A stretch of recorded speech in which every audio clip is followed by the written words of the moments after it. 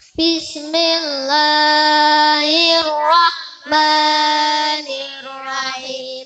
Salatullahi malaska wa akib alama khalimarrakiban najaib. Iki siir kanggo bocah lanang wedan nebehake tingkah laku ingkang awon sarta nerangake budi kang prayoga kanggo dalan panjabat suwarga bocah iku umur 7 taun kudu aja tata ben ora ketu kudu tresno ring ibu karo mati awet cilik larang coba kanggo mati.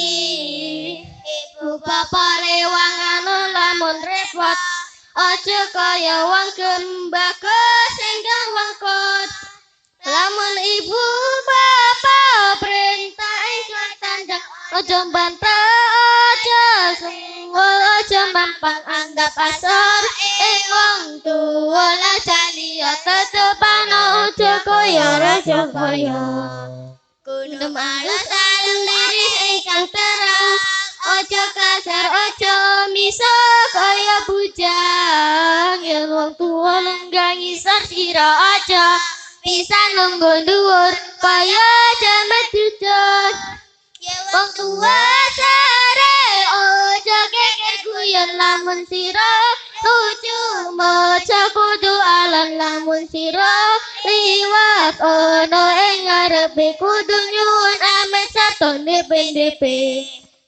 Lamun ibu bapak duka becik meneng aja melu padon uga aja geneng. Jadi bocah kudu ajar bagi zaman aja pijet dolan nganti lali mangan.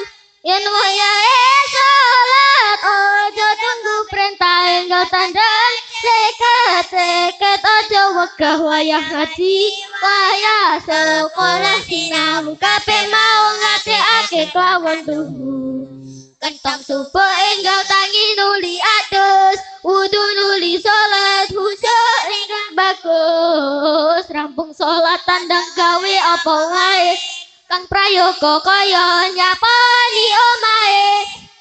Lamun ora iya maca Quran aja namung sithik dadi wiridan budal ngaji awan bengi sakabeh tata krama lan adabe padha wae.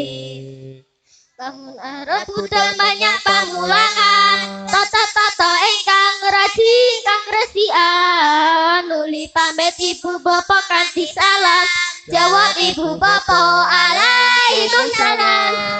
Disawani akeh siti kudu trima supaya entembe dadi wong utama ana pangulangan kudu tansah gati napa piwulangan ilmu kang wigati. Ono kelas aja ngantuk aja guyon wayang asuh kena aja nemen guyon karo kanca aja bengis aja judes mundak diwadani kanca ora waras bubar saking pamulangan enggal mulih aja mampir dolan seleh tekan omah nuli saling kandangane kudu pernah rajin rapi aturane. Assalamualaikum warahmatullahi wabarakatuh.